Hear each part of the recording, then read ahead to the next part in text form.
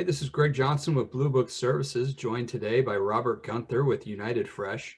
Now, Robert, this week we expect Secretary Vilsack to be formally confirmed. I think you said as early as Tuesday, possibly, and we expect that to go through pretty smoothly.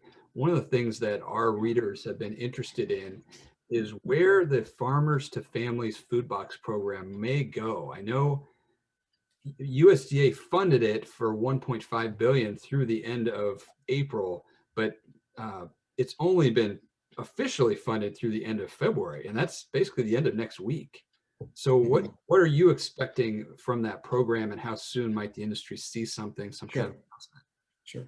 Well, I would say that I think the importance of the program is beyond, kind of it transitions multiple, last year but into this year, and the importance of that program. I think that, Secretary Vilsack, once he gets confirmed on Tuesday, that will be a key point where decisions are going to need to be made by USDA, whether to continue the current program, make improvements to the current program, and how are they going to look at this program and potentially continue to use it as an effective tool to get fresh produce to those most in need. I think that it's going to be an important decision by the Secretary and his team right off the bat. It's one of the few programs that has continued to go, since December, when they passed Congress passed a very large stimulus bill for $900 billion, and included, as you mentioned, the 1.5 billion that was allocated by the Trump administration to the Farm to Family program. Question is, to your point, will they continue that as is, or will they want to make improvements? And what does that mean to the continuation? Will there be a pause, or will they continue the program as they continue to review it and make new adjustments to how they see the program should be run?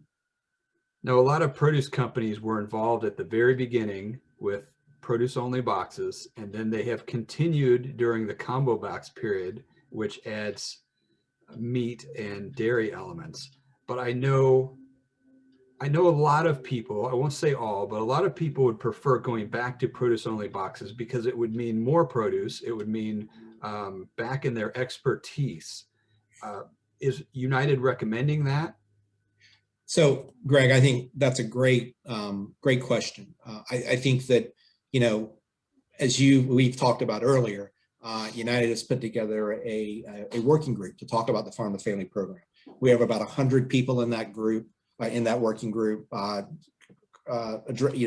representing the entire supply chain that's participated in Farm to Family, from growers to wholesale distributors, even a lot of the nonprofits across the country. So it's been a really great group to kind of people that have been on the ground using the program. And to your point, overwhelmingly, unanimously, quite frankly, from the entire supply chain, they really want to focus, go back to that produce only box. To your point of, that's where their expertise is. That's where even the nonprofits felt they get the most value, especially in the produce side of the boxes, in terms of variety and the different things that their customers, so to speak, could receive. And the logistics, to your point, again, the growers and wholesale distributors, they were able to bring this program to those most in need was critical. And so the produce boxes are top priority to go back to that type of program. All right. Well, I expect we'll start to see some announcements and changes pretty quickly here in the first couple of weeks of the Vilsack head of USDA, and I hopefully we can check back in with you to get some analysis on that. That'd be great. Love to do that, Greg. Well, thanks for joining me today, Robert. Great to see you. Thank you. Good seeing you.